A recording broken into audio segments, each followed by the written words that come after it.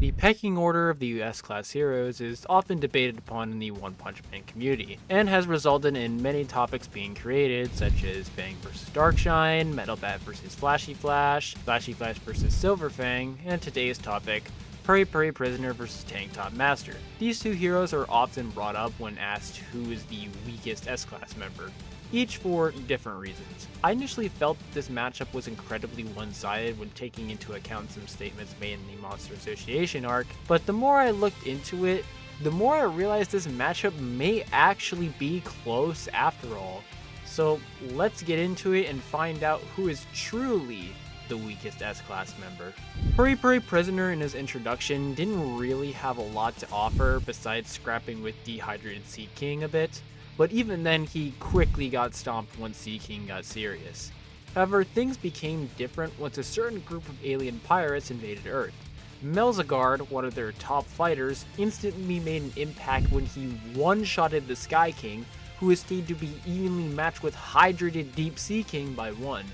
Puri Puri Prisoner then goes on to fight Melzagard, even punching holes in the general, with him really only surviving the encounter due to his incredible regeneration. I've seen a few people argue that Melzagard's strength simply far exceeds his durability, but his strength feats really only consist of taking out Ian's arm and tagging base Silverfang, but even then he seems to be basically uninjured by the hit, and since Melzagard's arm isn't exploding or breaking when throwing out attacks, his strength probably isn't that much different than his durability, as every action has an equal and opposite reaction. So within like 10 chapters, Puri Puri Prisoner went from getting annihilated by Dehydrated Deep Sea King to punching holes in a guy who can one-shot Hydrated Deep Sea King. And this feat is seemingly replicated later in the Monster Association arc, when Puri obliterates a monster just as strong as Sea King at less than half of his power. As we know, when Puri Puri Prisoner is at half power, he shreds his jacket. And he still had his jacket on when he defeated the monster. The S-Class hero also shows off he has more to offer than just strength, as he ends up unlocking numerous abilities when fighting the Monster Association, like his vibration technique, which allows him to convert the damage he has taken into power, which is shown when he fights the elephant monster Bakuma, as well as the monster King Orochi. He is also shown capable of regenerating, as he's quickly shown healing from a slash from Nyan, a cadre within the Monster Association. His battle with Nyan also demonstrated that his body can and will evolve once he has taken extreme amounts of damage, increasing his strength and durability. However, even despite this, Puri Puri Prisoner states twice that he is the weakest of all the S-Class heroes, which would include Tank Top Master. Obviously, he's not saying he is physically the weakest, because he is stronger than Zombie Man and Child Emperor, so he's more than likely referring to overall combat ability. But if he still considers himself weaker than Tank Top Master even after gaining his new abilities, then that would just show the gap between the two heroes. However, people have gone on to argue that this is contradicted by some feats Tank Top Master has performed. However, once you actually look at Tank Top Master feats, he kinda just completely outshines Puri. He ends up turning human Garo into a blood fountain and forces him to amp himself with the water stream in order to beat him.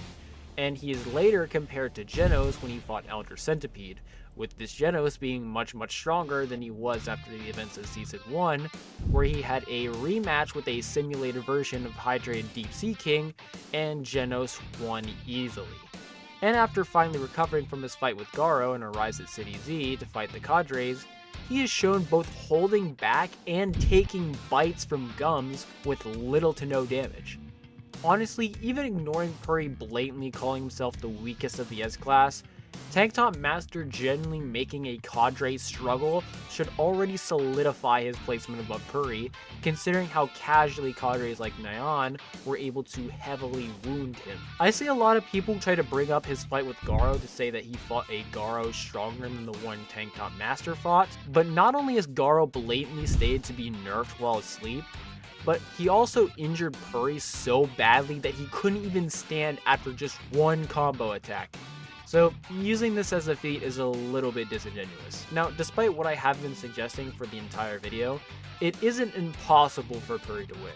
If he ends up surviving long enough for his vibration ability to kick in, it is possible that he could defeat Tank Top Master with that ability, as it does seem to amplify his power immensely as shown in his fight with Orochi. But overall, based on Tank Top Master's feats and Puri basically conceding inferiority to him despite having his vibration ability, I would say Tank Top Master wins this fight more often than not.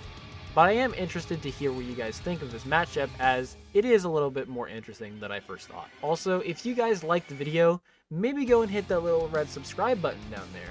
And if you want to talk with me, or just want a good community discuss with fellow One Punch Man power scalers, then maybe go and join my Discord server. A link will be in the description. But with all that aside, I will see you guys in the next video.